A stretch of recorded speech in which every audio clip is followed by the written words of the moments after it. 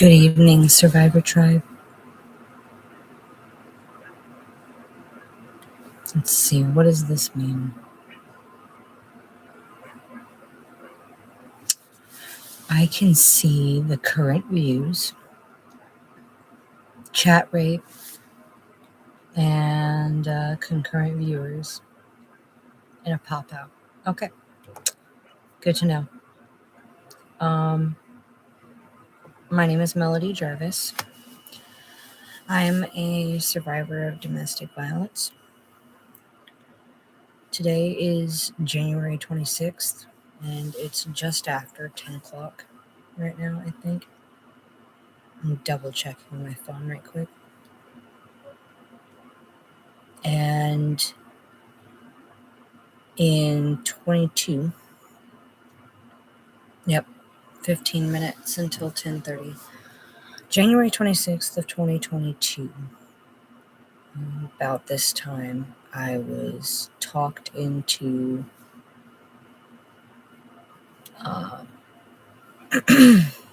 meeting with the father of my child to communicate the plan for living arrangements for the next place we're going to move into, or that I was going to move into, whatever the next living arrangement situation was going to be after post-separation and post the lease being up on the house. I don't really expect people to be in on this video, but it's going to be here.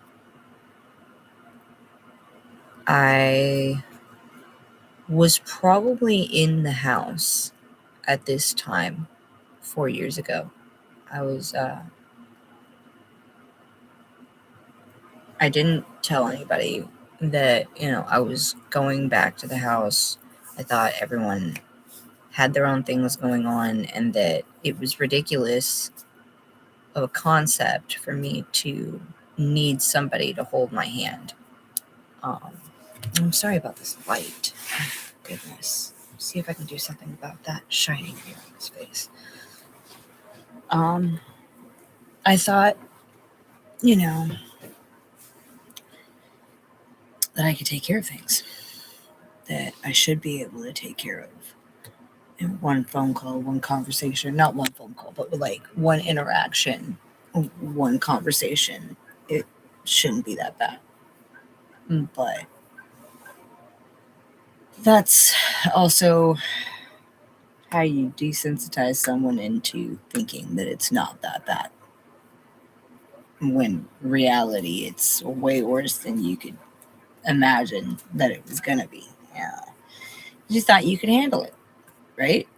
I mean, I thought I could handle it. For one, obviously, I'm not in that place anymore. Like, the difference is, it's like I didn't have all this happening today. I got some flashbacks because when I walked into the house 4 years ago, my daughter was positioned on like a footstool. It's like, I don't know. She was like 6 months old, and footstools like this. You can't see my other hand, but it's not that far. It's like this. I'm moving my hands the wrong way. I don't know. Whatever. You can't tell. I don't know. Like 2.5 foot by 3.5, 4 foot rectangle. But she was like right next to the TV, chilling, disassociating, going to sleep, watching her tunes. And he started going in on what my plan was, and I didn't have a lot of answers, but I just knew that I wasn't going to be able to stay there. Like I told him that uh, at this point, they informed me, the landlords had informed me that without him working and being on the lease, that they weren't going to just rent back to me because during my pregnancy, I was the only one working. And at a certain point, I had to stop. And when I had to stop, bills didn't get paid. And I had to catch up after post postpartum or post yeah. And so they had the honest talk with me, and like I understood, but it was still something that I had to explain that we weren't going to be able to stay there. And I guess things started getting heated. Um, he assumed one way or another what I was going to do, and threatened to take Harmony. I'm sorry, threatened to take my daughter to another state, to Tennessee. And when everything dawned on me, I just wanted to get out of the house. I was just trying I was just trying to get some space because I knew I had accepted that things were getting to be too much and that things now were being said that could not be taken away. Cuts were being made that were never going to be able to be erased. And I was trying to make it stop. I don't care what anybody says. I don't care what he says. Why I was trying to walk out that door on the voice recording of the incident, because at a certain point at a certain point I sorry, the pain in my face just distracted me enough that I lost my train of thought. Right, okay, why I turned the voice recording on, because at a certain point I knew it was no longer a conversation about what the future plans or expectations were. It was hunting, like fishing for information that was like more personal, didn't have to do with him information. It was um, essentially trying to lure me back into committing or promising to continue to submit to the abuse. And after the 15th time of him breaking up with me, I was no longer willing to continue to try to hold everything together. And that was originally the basis of the problem. Originally, the whole reason why, I guess you don't automatically know, but he had previously, maybe, like a month and a half, December 8th, right before January 22nd, he called the cops on me for trying to see my kid after he broke up with me. I was trying to spend the day with her, and I begged him not to call the police. He skipped a court date. I It was completely out of my hands. He tried to throw blame on me for that one, that too. And even the cop was like, "Well, you made the call. Like, what was she supposed to do?" I literally over there begging him not to freaking call, because there was no sense in it. There was no point, and that they were going to run my name. They could look up the first question they asked me when they showed up, because they showed up. When you say someone's trying to kidnap your kid, they're going to show up. And they ran my name, and I was like, look, I can get you all the receipts. Like, you want me to pull up all the receipts for this house, for the utilities, for I can give you the receipts for the food in the cupboards. Like, even if I'm not living here, I've been like, it wasn't Uber, it was the Walmart delivery that I was using. I was, even if I wasn't, I was told not to be there, like when he originally broke up with me. And again, the whole situation was quite uncomforting, so it was fine. But I was still making sure that the house had food, making sure that Harmony had everything she needed, and by proxy, like, I knew that if I was still working and he was still taking care of Harmony, that he needed to be taken care of too. And so I was getting him food, I was getting him materials, supplies, toilet paper, etc. It was all coming out of my pocketbook though, and so when push comes to shove, if I have to, but not if I had to, but when I had to prove the efforts I put in, I was capable of. And I still am. This is habitual because I've been questioned. Whether it was justly or not, my honor's been thrown into question. And so, okay, I'll keep receipts every day, 365. Right. To an annoying level, I'll keep receipts to be able to prove. So I can prove right now that the child support that I'm technically owed, right? He's in jail now, so. But the child support that I am technically owed by court order is essentially pretty much a joke and is completely outdated, and it doesn't even matter. It's just I'm okay. So I'm also kind of trying to be a little careful about how exactly I talk about this, but at the same time, this stuff has to be talked about. Okay, and I know some of my music that I've been making over the last 2 years, I know there's a train going, there's some dogs barking, sorry, but the music that I've been making over the last couple of years, I know that it's emotional, and I know that it's trauma bound. I know that it's not the easiest thing for everyone to listen to or watch in the video, because it does have a lot of emotion behind it, and it bleeds out, but I do think that it's important that this type of behavior, these types of actions against people, whether you're male or female, like, it doesn't matter, because I know a lot of good men out there that have bared their own bruises, at the hands of an abusive woman, and so I know it goes both ways.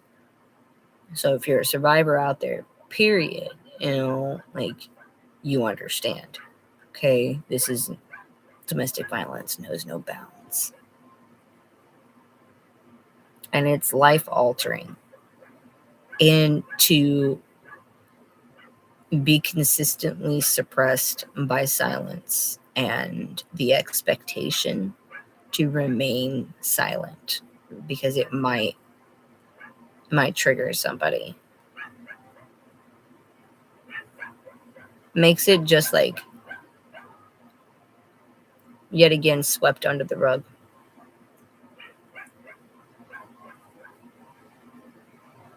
I don't think that I'm ever going to forget the fact that after 4 years, almost 5 years of abuse, the first headline I ever saw when it came to hands, like abuse at his hand, was because he hurt a man.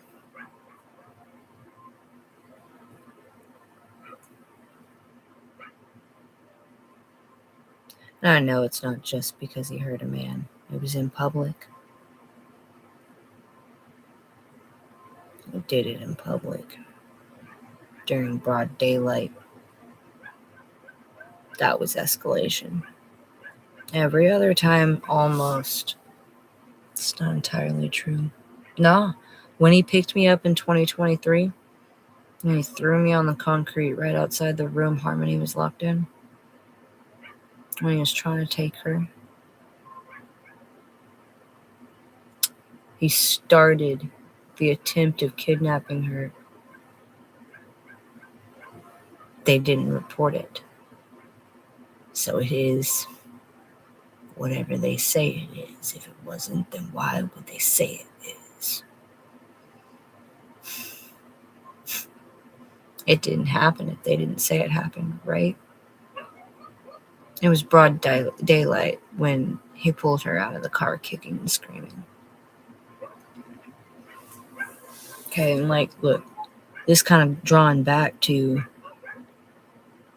if I didn't speak on it, if I didn't take the responsibility to speak on what has happened,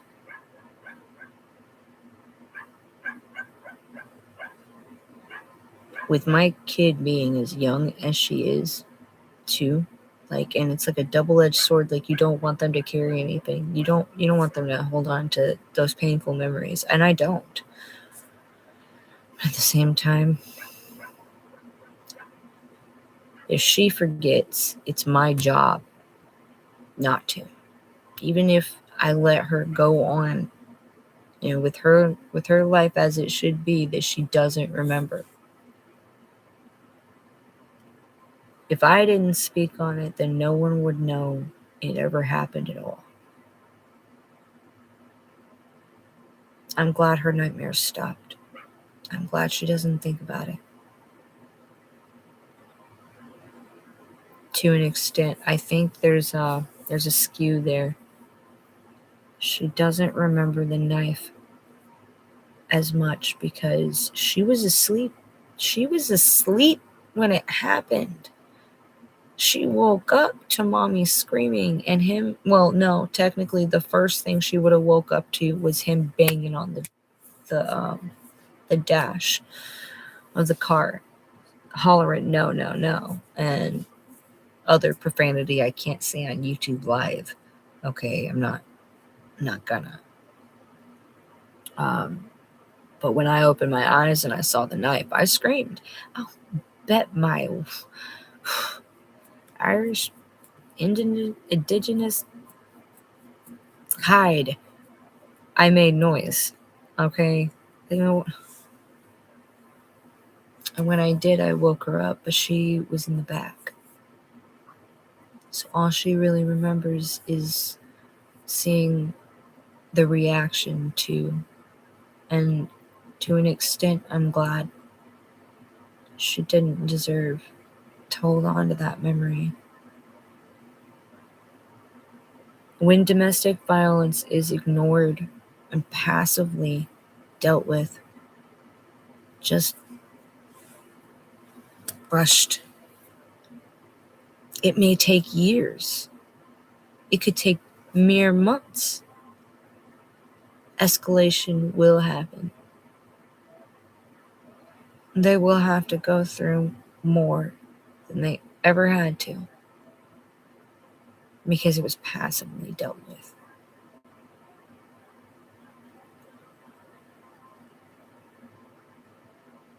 I think the most effective ways of dealing with the situations I had to deal with were not passive. They were very, maybe offensive, but I was confrontational.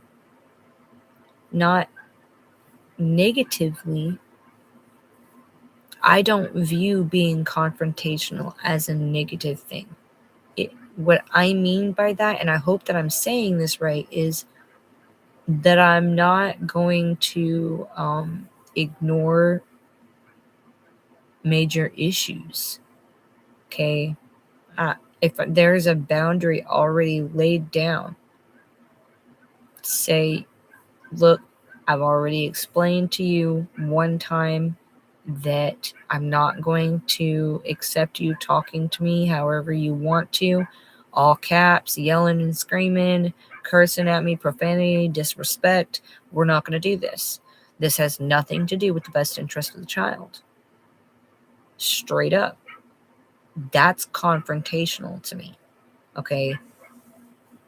Not argumentative. There's a difference.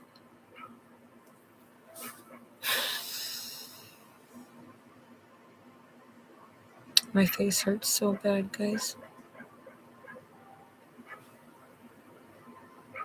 I don't know what I'm gonna do. It's been 4 years.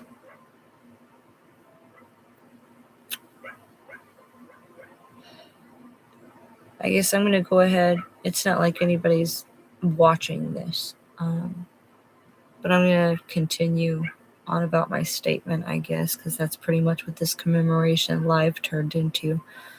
A statement.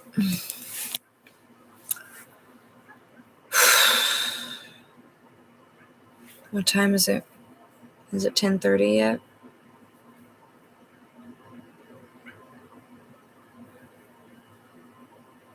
Yes, 10:34. So when I realized things were heating up, I went to go out the door, and there was someone there. I'm not gonna say their name. There's no point. They would pretty much just just never care to advocate or whatever. I can't justify. I'm not going to justify somebody knowing what happened that night and driving away. I will never be able to justify it. I will understand they didn't want to get involved.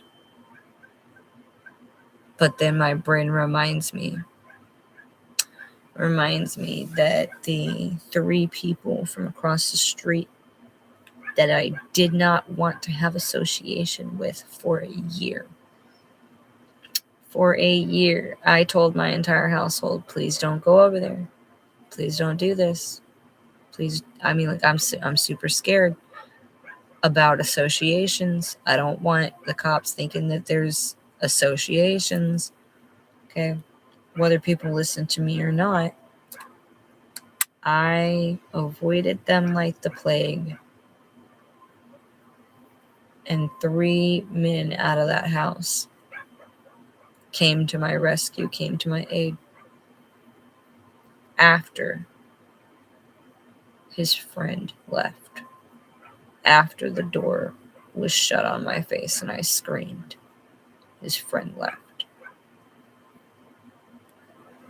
And then the 3 guys from across the street came outside and they were P.O.'d. I'm trying not to curse on this. I don't know how this works. I know I've seen other people curse, but whatever. This is what my second live. This is already a deep topic for my second live. Again, nobody's here. But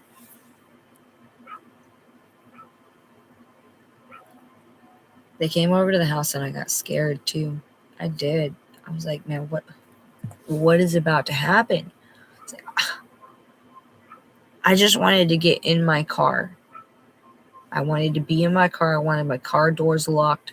I wanted to be safe. I wanted to be in one spot, safe, for 5 minutes. I wanted things to calm down around me. I was not willing to continue to be in the environment with no safety net, waiting to get hurt again. He'd already shut the door on my face at that point. And so the guys from across the street said they weren't going to leave until I left, until they saw me physically leave, which was difficult because where was I going to go? Like, where was I going to go? My daughter was still inside. What am I supposed to do? Just leave my kid with somebody who just physically assaulted me and changed my physical body for the rest of my life. I didn't know, but I knew. Okay, you don't take a door to the face and don't expect the rest of your life to be altered. Ever. Once it's happened, there's no going back.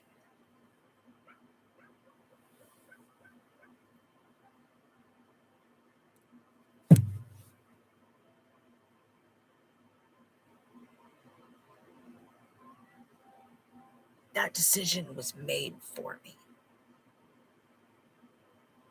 I didn't get to decide. And then he got to turn around in court and on the news, not the news, but the police report, and claim that I did it to myself. I didn't get the choice. I didn't get to make that choice. How dare you claim I did it to myself? Like I would have made the decision to change my life for the rest of my life. Like I would have ever risked the liability of losing my face, the songbird that I am or was. I would have never done anything to risk losing my jaw. I'd like to make that perfectly clear.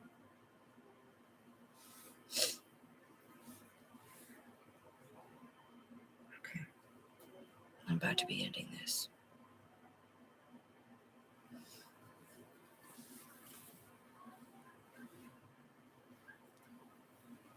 I can let y'all sit here for a minute.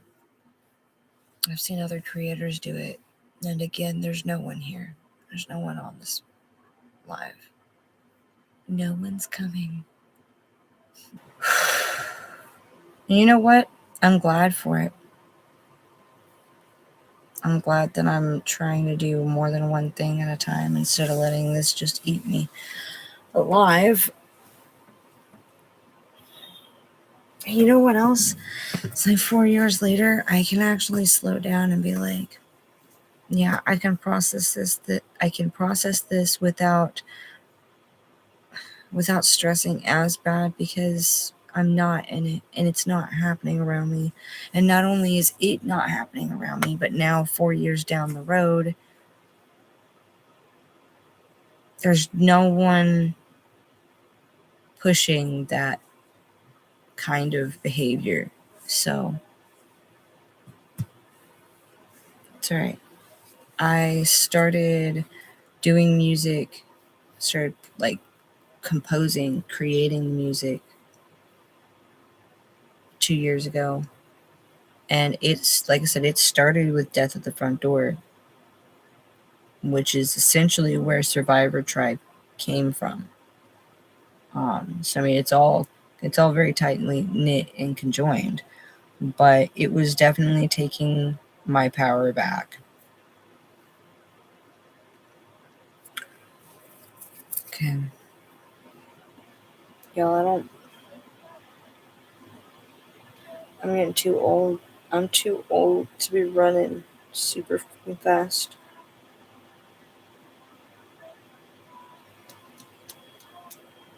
I'm okay with this. I got my baby calm, cool, collected, sleeping, peaceful, chilling. Not many other variables. It got cold outside and we hunkered down and everything was okay. As it really should be. As it should have always been. Realistically, it should have always been peace. I got flashbacks because she was sitting just about as far away from the TV today as she was then. And then I immediately controlled it because I'm in control of the situation, the environment, the stability. And yeah, like, would I like to not have to be in control all the time? Yeah, if somebody could, manage that, sure. But at this point, that's not really, a thing. So it's not so much of what I want to do as it is seemingly what I have to do, and that's fine. I'm totally okay with that, as long as everything is peaceful, secure, safe. That's pretty much what I'm going for. And I think I told myself too that I am gonna go ahead and try to do a little bit of rehearsing of Death at the Front Door as commemoration for the time frame. I think that that's fitting And because I can. Because I still can. All right. Mommy. Yes. Can you drink your water? Oh, okay. I can't find my water bottle. Oh, I just picked it. Yeah, it's there.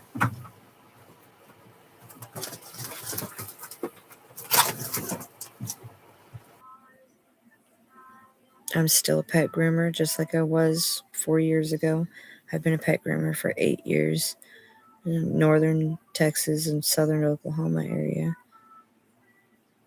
And I'm not doing it as heavily as I was in the beginning because now I have more responsibilities too. Like I can't promise and commit myself to everyone else 6 days a week. I can't, especially not for what I was doing it for before.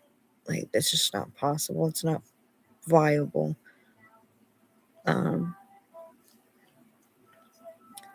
but I am still grooming. I do still have clients, and I'm getting new clients all the time. Um, I just have to space everything out. I have to pace myself. I still run on the independent um, contractor platforms. Just like I'm less willing to put my life on the line for any of these companies. I've lived through so much abuse. I'm not going to take it from a workplace environment, especially one that doesn't actually consider me to be an employee. I ain't risking my life or, not coming home to my child for $2.78 in tips and maybe if I'm lucky $1.50 to $3 in travel. It's just not happening anymore. I mean, I'll find ways. It'll be okay. I am still pushing, my content, like in general, creative wise and other way, you know, redistribution of knowledge and information.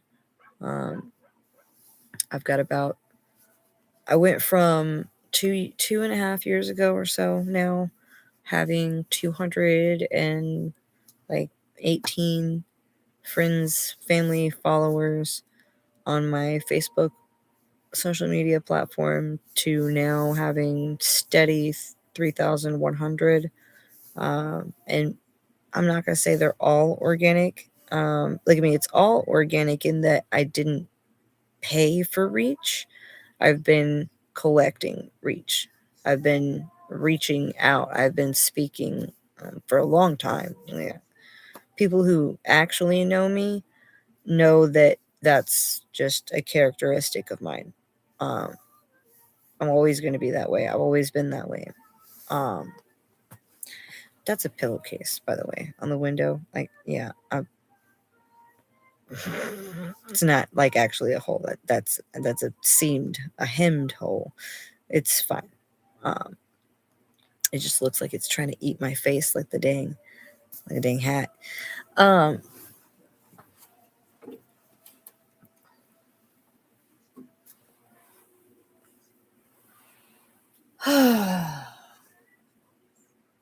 I've calmed down quite a bit.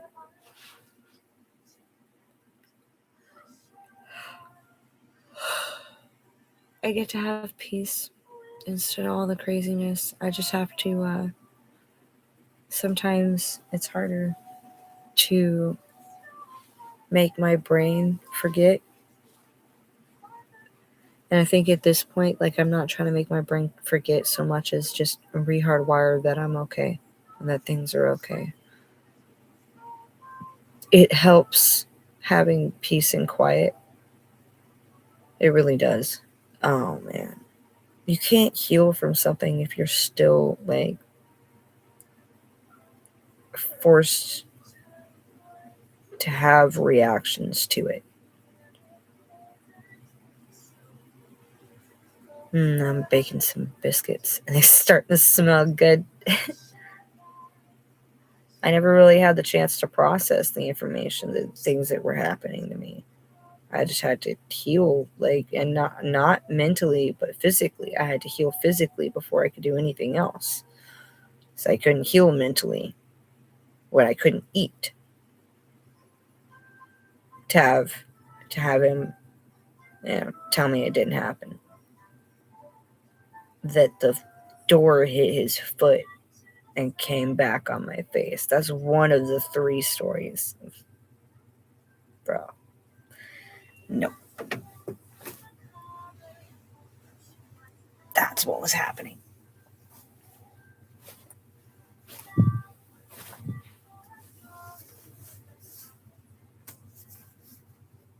I was trying to get his friend's attention. I was trying to get anybody's attention outside that door. I was going to go out the door.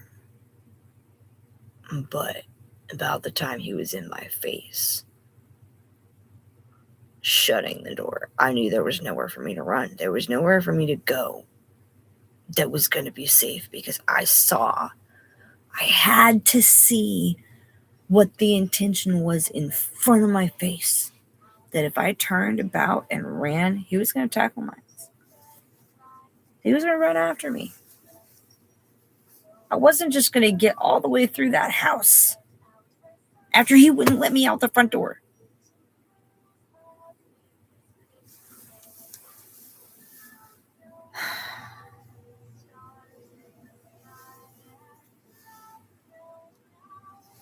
I think part of this too, this cycle, is trying to justify how I let myself get hurt. Quote unquote. And reminding myself that I didn't let myself get hurt. But that I will never ignore the signs again.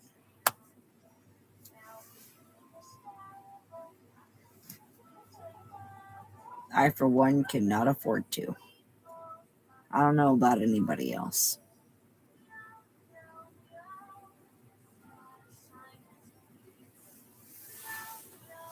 It's not easy coping.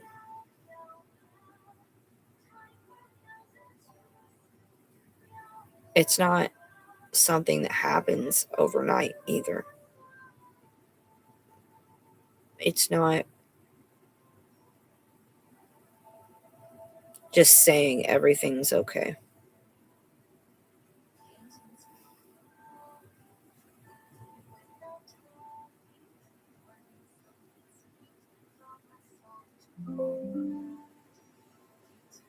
Battery's low.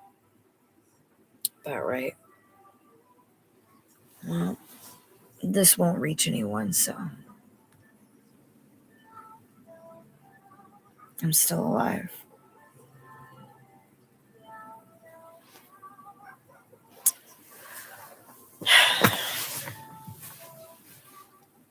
Here I am.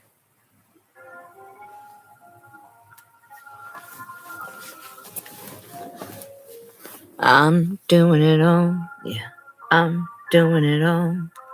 I'm doing it all, yeah. I'm doing it all. My whole world's been flipped on its axis. Tired of lingering around, man, I'm past this. I ain't looking for attention, gotta freaking fix this. Gotta be a way about this. Poverty ridden, stricken, dumb, picking from the bottom. What's the algorithm, man? Can I twist it? Make it work for me, cause yeah, man, I missed it. I am not what you make of me. Newsflash, you do not get to rewrite my history. May made choices for all of those around you, but the infliction that you threw upon me separated our worlds. I can only be so sorry. Protection is my number one priority. In your own words, yeah, I got me. 'Cause I might have met death at the front door, full force, your hand on the trigger. All of a sudden, that familiar door got immensely bigger, striking my face with more than just fear. Your misogyny is relentless. Smear my name with black paint, 'cause yeah, you can't forget this. Left me shattered and defenseless. No longer am I your casualty, and you can't stand it. So tear me down with your scare tactics, right? 'Cause I'm a liar, I'm a cheater, I'm a walking mental illness. Meanwhile, pay no mind to the man behind the curtain, pulling all them strings, hell bent on hurting. It's alright, spread your lies, I'ma keep on working. Survivor Tribe. The way I actually want it to be now, because it was Survivor Chant before, but now it's Survivor Tribe because that's how it was supposed to be from the beginning. Hey, the one person that tagged in here, thank you. I've been on here for an hour and I barely got one person tag in. I'm about to clock out though. My computer's dead, but please subscribe, survive, be happy in your peace. And if you went through anything over the last couple of years, I'm glad you're still here. Yeah, have a great day. I'm glad I'm still here.